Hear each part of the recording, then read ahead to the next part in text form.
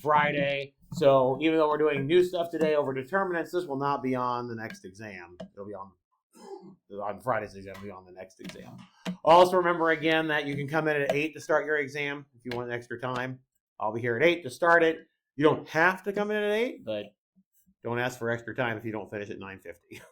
Okay, so the extra time is going to come in to start at 8 o'clock. So in any event, let's get going then. All right, so switching gears slightly, we're going to talk about a function on matrices called the determinant of a matrix. Pardon me. Goodness, I don't know what the problem is. Called the determinant of a matrix. So the input's going to be a square matrix, and the output will be a real number. And the idea behind determinants, at least for our purposes, will be a numeric check on whether or not we can actually take an inverse of a matrix. There are other applications of determinants.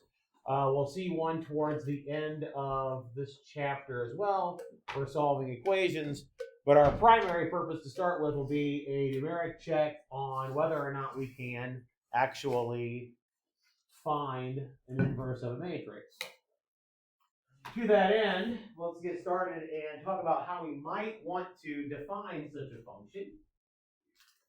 One natural way maybe we might want to try to define such a function is give it a physical quantity that it might be measuring. All right, so if we think about a matrix A as being a bunch of vectors in rows to start with, then those rows can define an object that we refer to as a parallelepiped or a parallelepiped, depending on whoever you learned the word from.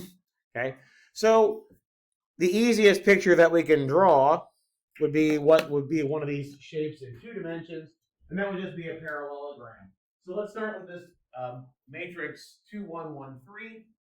So I've put drawn the 2 vectors in standard form here, starting at the origin. First one goes out to the point 2, 1. Second one goes out to the point 1, 3. And then we can see how we can complete a parallelogram. Take an exact copy of this vector here, move it up here. Don't rotate it, don't stretch it, just literally slide it up there. That's where this one's coming from. Do the exact same thing with the other one, and you can see a parallelogram there. Okay. So if this particular function that we're going to try to create represents volume in whatever dimension sense that we would like, volume in 2 dimensions really is just area. So if we're thinking about playing with this 2 by 2 matrix, really I would like to assign a function to this matrix that would give me the area of this. That's the idea. All right. So what properties would we expect such a function to have? All right. Pardon me. Goodness, I don't know what my problem is this morning. All right. Anyway, we're going to call this the determinant, whatever this function might be, and we're going to think about what types of properties we might want this thing to have. All right, so first one, what if we stretch one of our vectors? What if we take one of these vectors and multiply it by some constant? So in this example, what if I multiply row 1 by? 2, right? Because the original matrix was 2, 1, 1, 3. Here I've multiplied row 1 by 2.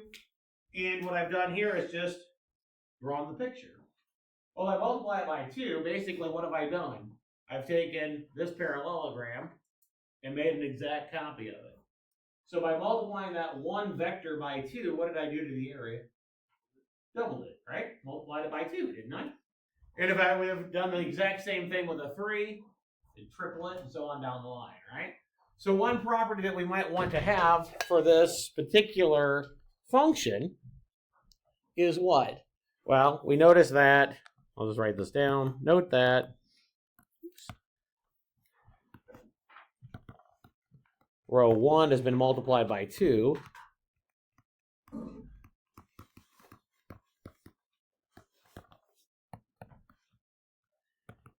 And the resulting parallelogram is double the area. Or I'll just say double the size, but double the area.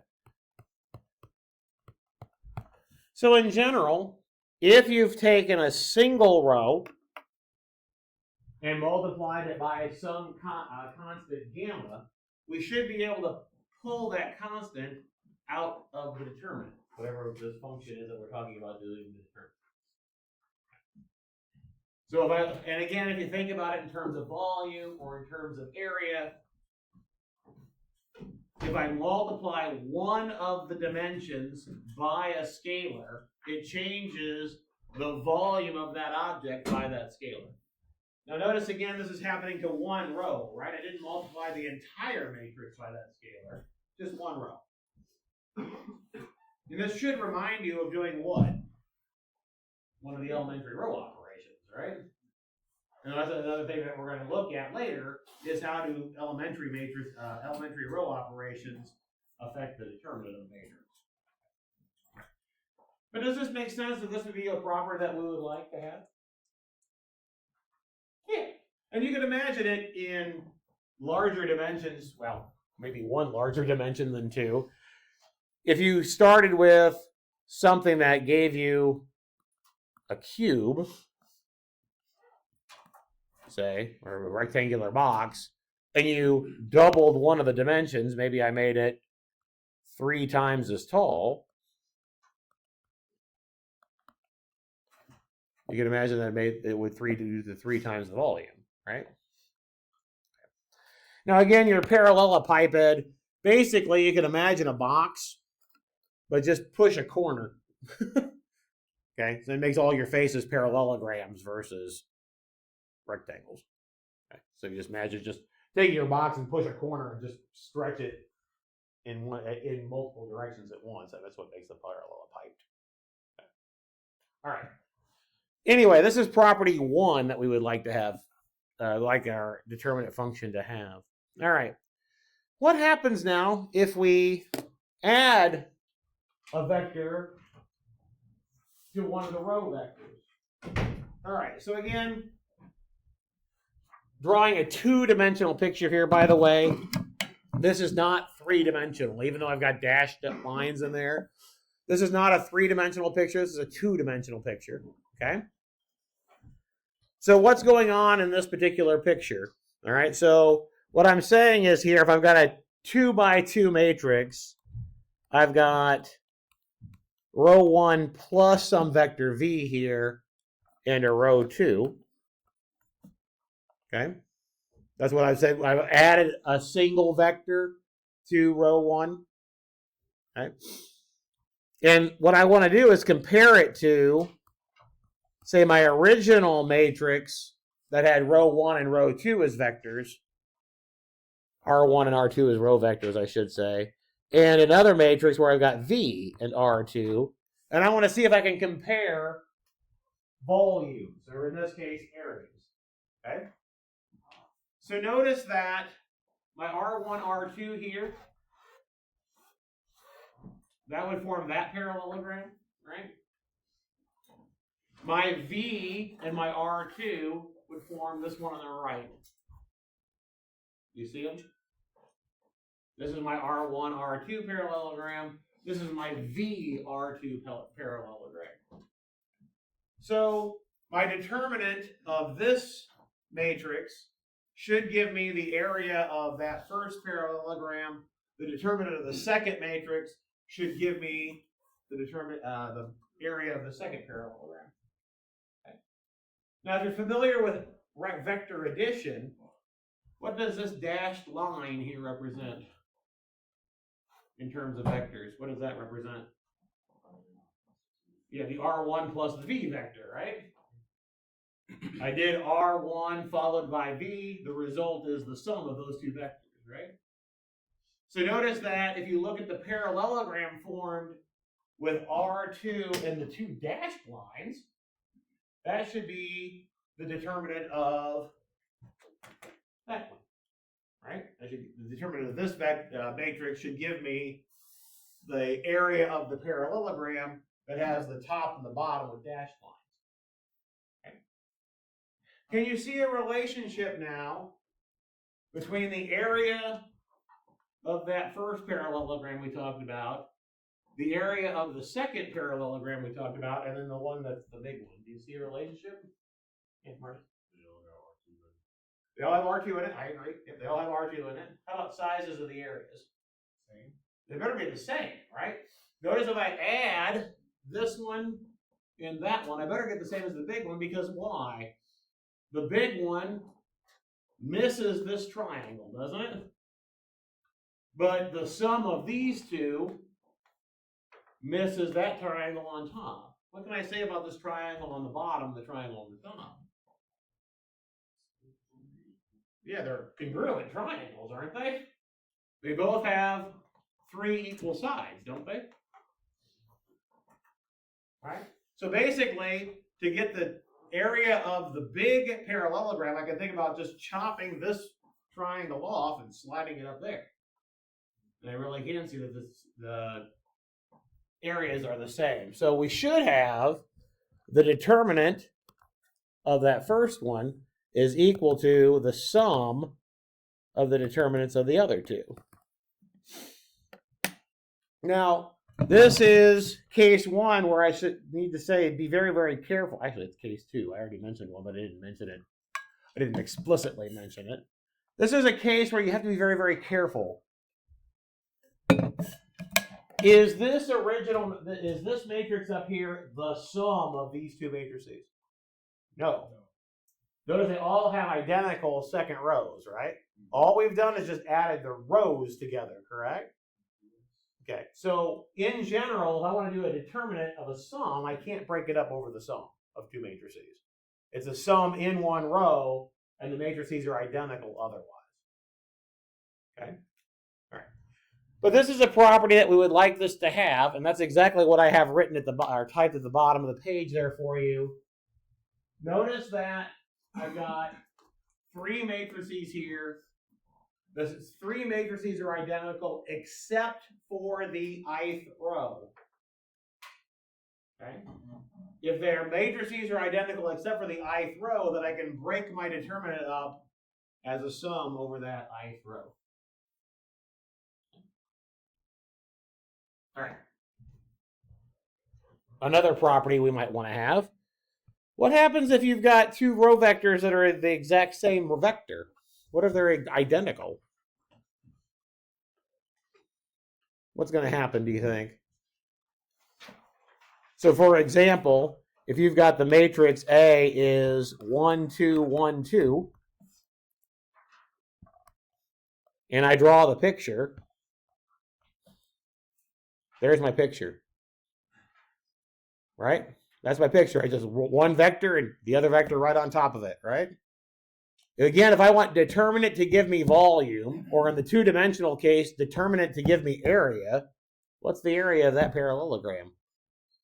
0, right? There's no height to it at all, right? So what would you expect the determinant to be of that matrix then? 0, right? Agreed? Okay. So in general, if you've got 2 rows that match, so notice in this case I've got one matrix, but I've got 2 rows that are identical, that means basically you're not giving any other dimension to it, right? So you would expect that to have no volume with respect to whatever dimension that you're in. So if you've got 2 rows that are identical, then you would expect that the determinant would be 0 in that case. And honestly, except for one extra piece of information, this is enough to take the determinant of any matrix. Okay? The only other piece of information we need is something about a scale. Okay? So in 2 dimensions, think about it in 2 dimensions. What thing do you think? What would you like to have a unit area? Do you think, if you're in 2 dimensions, what would you like to have a unit area? What shape would you like to have to define to say that has a unit area? Say it again. Okay. Specifically, what type of square or which square? You're right. A square is probably going to be our unit idea, but which square specifically do you think should have a unit area? Well, the area of 1. Yeah, 1 by 1 square, right? I should have one that has a one unit on each side, right? So in particular, How about that square? All right? That's a 1 by 1. What two vectors form that square? Yeah. We could take the vector 1, 0 and the vector 0, 1, right? So we can form that square by taking the matrix 1, 0, 0, 1, which is the identity, right? So there's where we can start using the identity matrix. Pardon me. Using the identity matrix for any size, I can define that particular identity matrix to equal the determinant of that matrix to equal 1. And then using that and the other properties, we can calculate the determinant of any matrix. Okay. Now, in the next section, we'll talk about, basically this should be reminding you of elementary row operations, right? Okay. So we'll talk about doing that in the next section. But it turns out that any function that you define on matrices that satisfies these properties that we just wrote down are exactly the same. There's only one function on matrices that will satisfy all of these, what we refer to as the determinant axioms, all at the same time. There's one and only one function that will do that. We're not going to prove that. Okay? It takes a little bit more time than I wanted to spend in class to prove it. But you can prove that any function that satisfies those has to be the same as any other function. So what we're going to concentrate on today is talk about how we can do one particular type of method for calculating determinants that satisfies this, and it will actually give us the determinant. So let's do that today. All right. So what we're going to talk about is how we do this with what we refer to as minors and cofactors. All right. Well, kind of our base idea for doing this will be a determinant of a 2 by 2 matrix. And we've already seen this. We just haven't called it that yet. The determinant of a 2 by 2 matrix is if I have A, B, C, D, and I want to do the determinant, you do that product of the main diagonal and subtract what you get from the off diagonal. We've seen that in our formula for the inverse of a 2 by 2, right? Okay. So I told you that one of the applications, if you will, for determinants is it's a numeric check for whether or not something is invertible, right? So it's not a huge surprise that we saw this expression back when we did those determinants of 2 by 2 matrices. And in fact, when were we not able to do a determinant of a 2 by 2 matrix? Thinking back to what the formula is, when were we not able to do a determinant of a 2 by 2? Or sorry, an inverse of a 2 by 2? When that denominator was equal to 0, what was in the denominator? AD minus BC, right?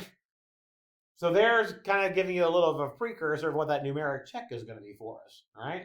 We could do the determinant, we could take the inverse if that determinant was not 0. We couldn't take the inverse if that thing was 0.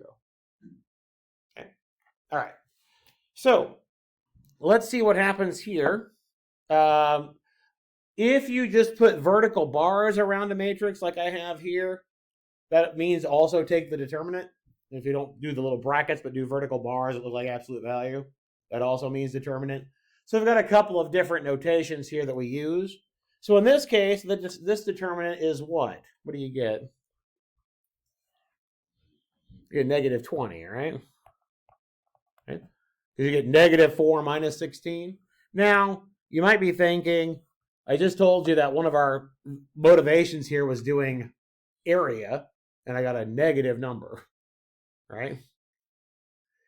There's something in here that has to do with orientation, okay?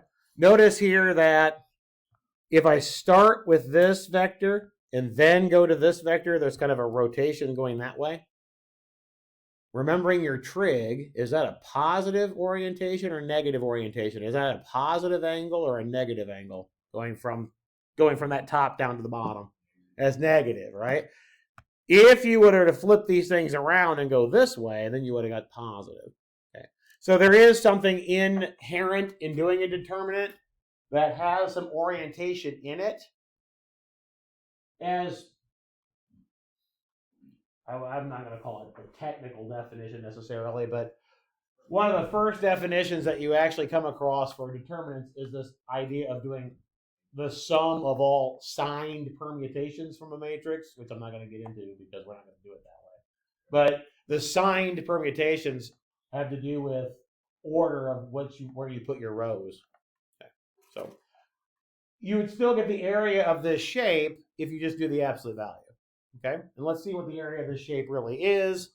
For those of you who have had some vector stuff, what do you notice about row 1 and row 2 in terms of the angle between them? Is 90 degrees. You can do a dot product of the two vectors and get 0, right? If you've had Calc 3, right? If I do 1 times 8, we're going to do this later in the semester too, so if you haven't had Calc 3, that's okay. Okay? But if I do 1 times 8 plus 2 times -4, I get 0, so that's a check that we see that those two vectors are actually what we refer to as orthogonal to each other.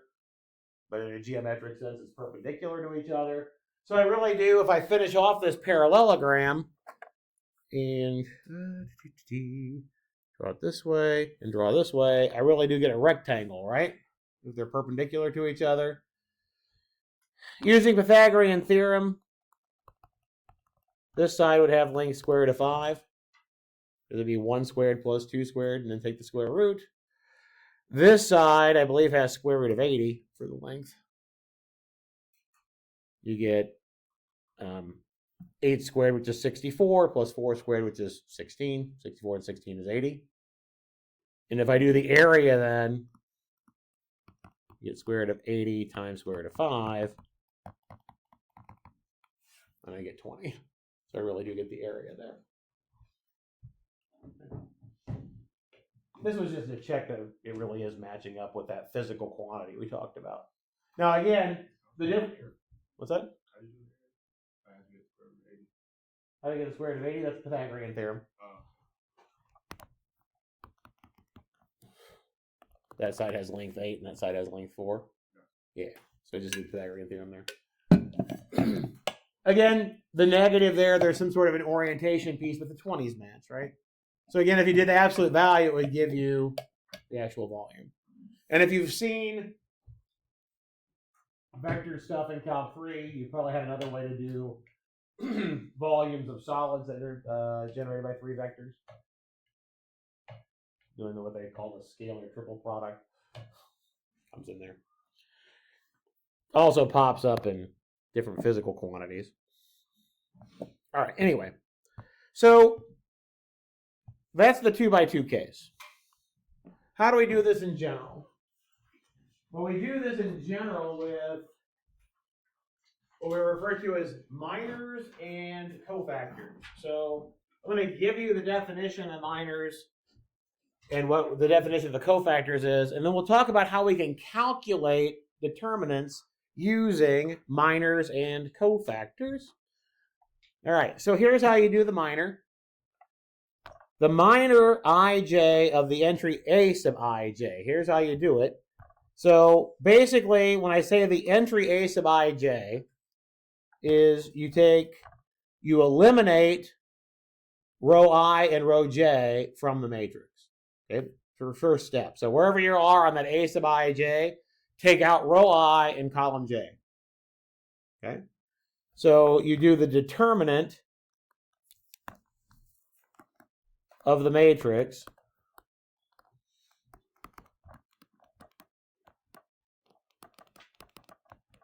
formed by removing row I and column j from A. That's how you calculate the minor. We're going to do something with that a sub ij when we calculate the determinant, but the minor piece is a sub ij defines a row and a column position. Delete the row, delete the column. That gives you, and then take the determinant, and that gives you the minor. Okay. The cofactor is just one extra little piece. Okay. Remember, I told you that there's some sort of an orientation piece that goes on in taking the determinant. This cofactor part keeps track of the orientation piece. Okay, depending on what row and what column you're in, tells you something about those permutations that I mentioned before. I'm not going to go into a lot of detail with it. If you want to go into detail with it, you can come talk to me in my office. Okay, but the cofactor piece keeps track of that, and here's how you do it. The cofactor is you do -1 to the I plus j power times whatever the minor entry is. Basically, if I do -1 to a power, what do you always get? You got two choices. What do you always get if you do -1 to a power? An integer power, I should say. 1 or -1, right? Notice if I plus j is even, you'll get 1. If I plus j is odds, you get -1. With permutations, there's an idea of being an even permutation or an odd permutation. That's what this is keeping track of. Okay. All right. So how do we do all this information with determinants? Well, I'm not going to write all of this with the fancy notation. We're just going to end up doing it. Okay. All right. So here's the idea. Let's look at this matrix that I have here. I've got a 1, 2, -2, a 0, 5, 1, and a 0, 2, -1. So basically, by definition of a determinant function, you need to keep track of all possible products that you can do by taking one and only one element from each row and not repeat the columns as you go.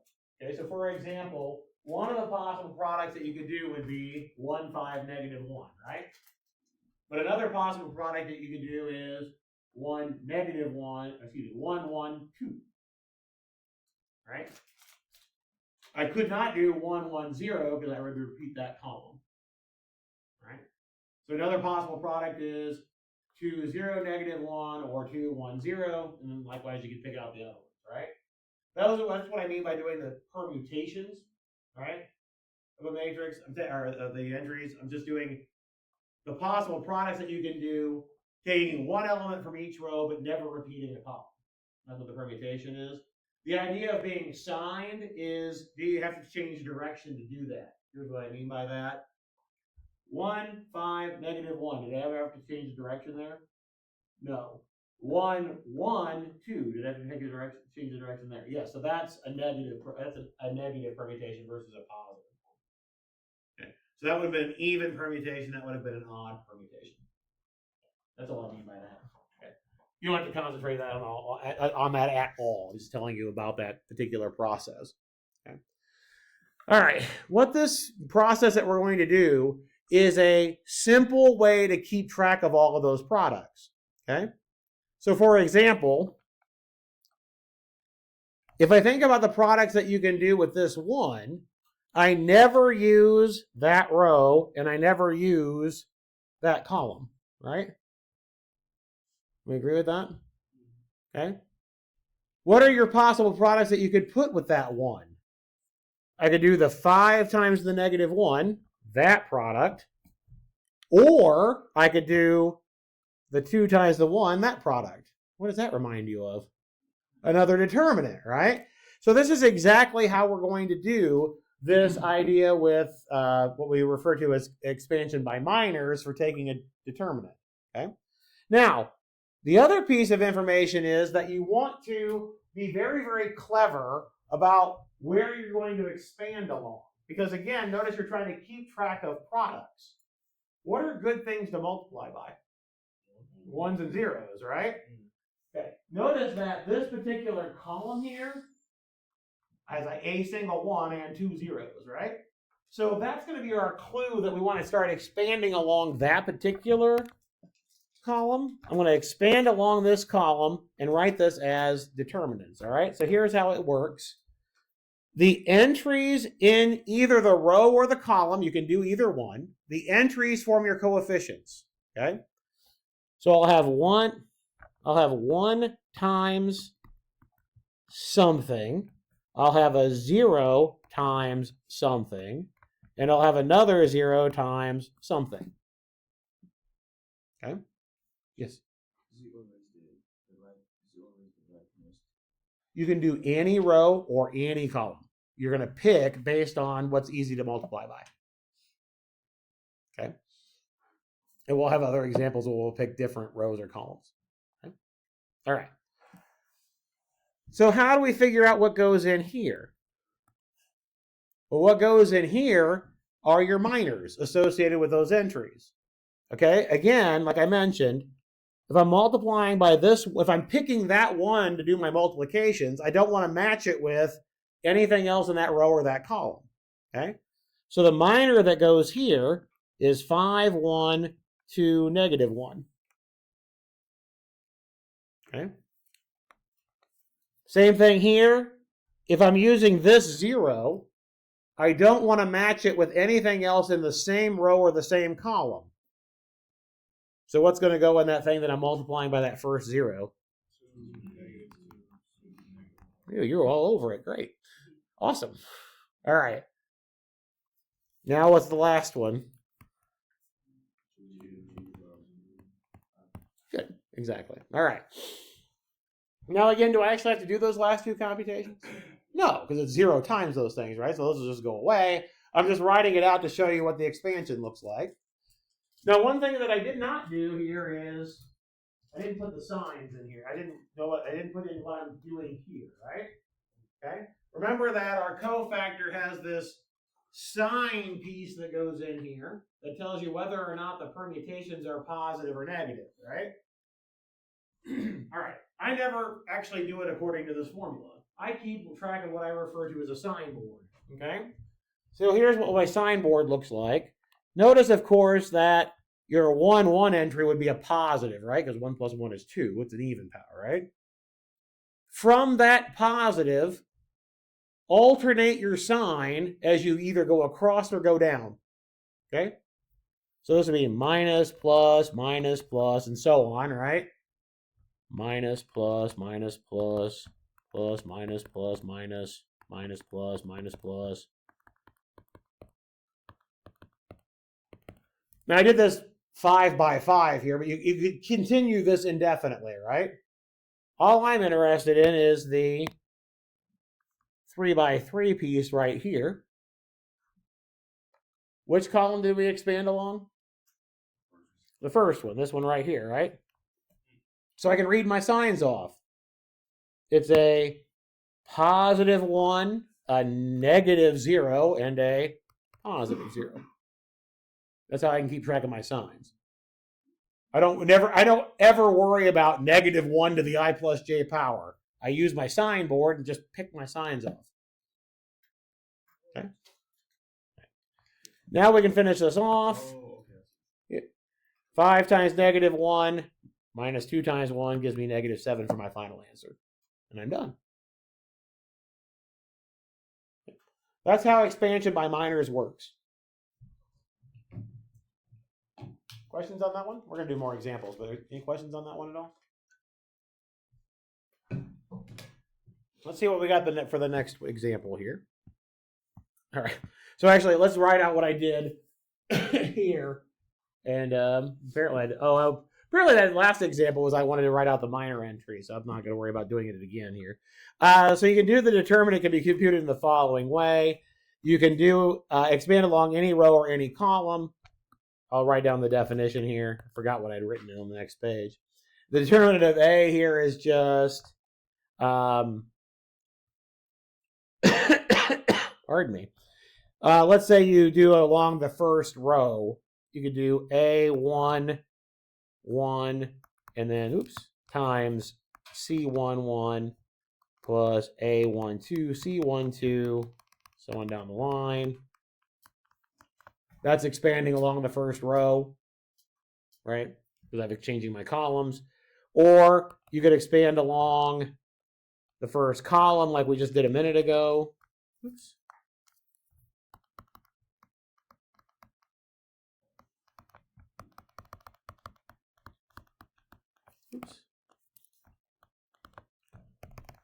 It doesn't matter. You can pick whatever you want. Because again, this entire process is just keeping track of all of the possible products that you can do. That's all it's doing. Okay. Like I said, I think I meant it on the previous page when I wrote up this handout. It was to write out what the minors were, but we already did that, so I'm not going to worry about writing it over again. Okay. Let's look at this next example. Increased it by a dimension here, right? We got a 4 by 4 matrix. But again, according to our definition, you can expand along, well, it's not really a definition. According to our formula, we can expand along any row or any column, doesn't matter which, to write out your determinant. Okay? So what you're looking for when doing this by expansion by minors, you're looking for a good row or a good column. And by good, I mean what has lots of zeros in it. Okay? Which column looks like it might be a good one to try? Column 3, right? Because I've got 3 zeros in here, and then as a bonus, I have a -1, which is easy to multiply by, right? We agree? Okay. So, if I expand along that column, I'm going to write this out, but as you get more comfortable with it, I don't expect you to write out all 4 matrices, all 4 minors, because 3 of them are going to be multiplied by 0, right? But I'm going to do it just to make sure that we practice here. I've got 0 times something. I've got -1 times something. I've got another 0 times something and another 0 times something, right?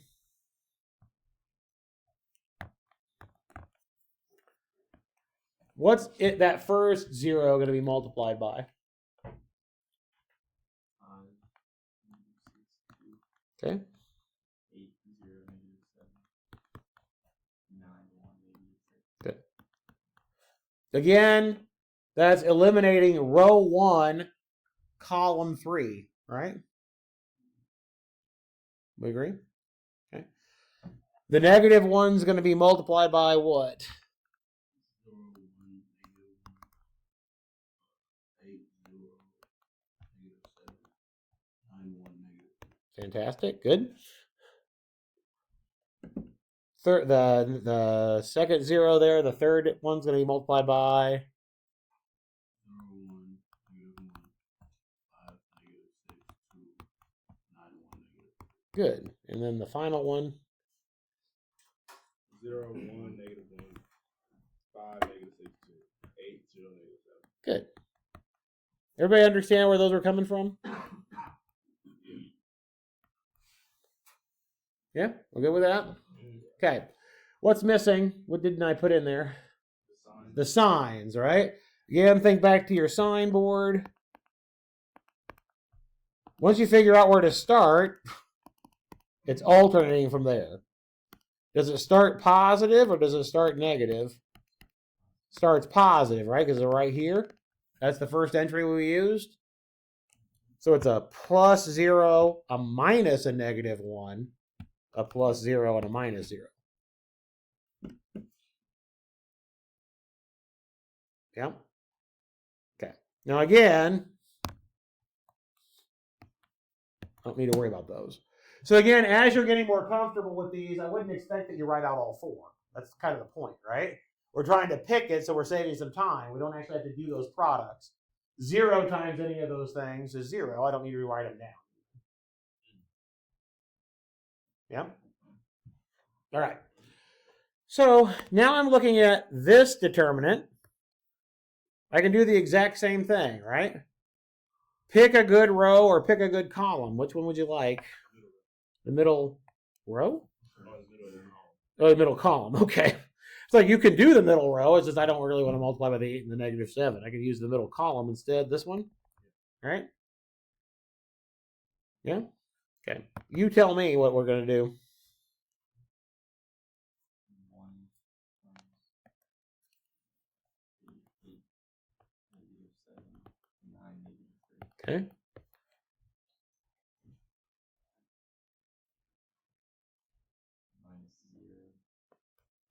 I'll put the signs in a second.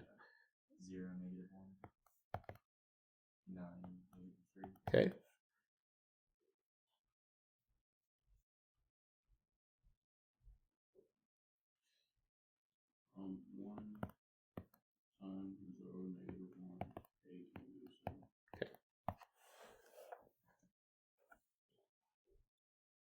Why do we have to do it again? I'm sorry, I missed it. Why we have to do what again? The whole. Well, I still need to do that determinant, and I don't know what the determinant is just by looking at it. All right, because it's a 3x3. I'm trying to break it down to the 2x2s, and then I can use my 2x2 formula at the end. Yep. Okay. What are the coefficients? Are they positives or negatives? Which one is? Where does the one start? I guess I should say. Is this a positive one or a negative one? It's a negative, right? Because it starts right here, right? So it's going to be negative, positive, negative, right? Where we started it? Yes. Because we started here. So I'm looking at that piece off my signboard. That's the 1-2 entry. That's the 1-2 sign. So it starts negative. If you like the negative 1 to a power, it's the 1-2 entry. So it's negative 1 to the 1 plus 2. So it's negative 1 to the third. So it's a negative. And now we got it down to 2x2, so we should be able to do this, right? Negative 24 plus 63. So it's negative, what is that? 39, so you get negative 39. And that's 0 plus 8, but I got a minus, so it's minus 8, so you get negative 47. Good news is on these, your calculators do determinants. You can check your answers. Under that same menu where you find the reduced through echelon form, there's a DET button. You can check your answer. So does that negative 1 from the top carry over? It would, but it's a minus. Okay. So it made it a positive one. But yes, it does carry down. You have to keep track of your coefficients as well. Yep. So if it was carry down, we just change the sign of the final. Yeah, or if it were at 2, you'd multiply the answer by 2. Whatever that coefficient is, it carries down. Yep. But it was a minus in this case, so it made it a plus. So I didn't have to worry about it. That okay? The process makes sense? Yeah. Yeah. Okay.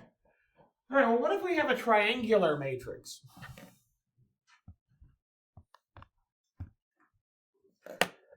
Again, doing the same exact idea that we just talked about. If you were going to expand along a row or a column, which row or column might you expand along in this case? Column 1, because there's 4 zeros in it, right? So the only determinant you would have is be 2 times 1, negative 13, 62, negative 100, 0, 3, negative 19. Ooh, hey, I could write. 48, 0, 0, negative 1, 322, 0, 0, 0, 4. Right? That's the only determinant that would survive. And it would be a plus 2 because you're starting in the upper left-hand corner. Right? So it would be a positive 2. Looking at this next matrix, what column and or row would you like to expand? I would probably do a column 1 again, right? Okay. The 2 hangs out along for the ride. I'd have a 1, also positive, right? Because we're filling it from the left, upper left. What's left from there? It's 3, negative 19, 48, 0, negative 1, 322, 0, 0, 4. Seeing a pattern yet? We're expanding on the upper left corner. It's always a positive in the upper left-hand corner. Right? Oh, you'll always refer to the matrix that you're doing. Yep. Also, anything on your main diagonal is going to be positive when you expand one. Do it again on the next one, right? You fill out the 3. You do it with the 3. -1, 3, 22, 0, 4. And then notice that last one is going to be, the only thing you're going to get is -1 times 4 because the other diagonal is going to give you 0. Any relation between this and your original matrix? It's the diagonal product, right? I can just multiply down the diagonal, right? So for it, and would it have mattered if it were lower triangular, by the way? No, he was just done expand along the rows rather than the columns. If it were a lower diagonal, right? Okay. So if you've got a triangular matrix, then the determinant is just A1, A2, or sorry, A11, A22, ANN. The product of the diagonal entries. Okay. So I mentioned earlier that we're going to also talk about in the next section how we can do determinants using elementary row operations or elementary matrices. They are basically the same thing. Notice that this is in a triangular form, and we know that we can put matrices in triangular form by doing elementary row operations, right?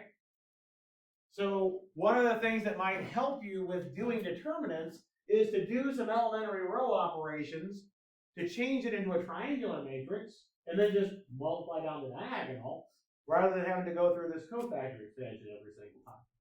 Okay. So we'll talk about that next time. We'll get into that. Remember again, exam is on Friday. You can start your exam at 8. That's perfectly fine.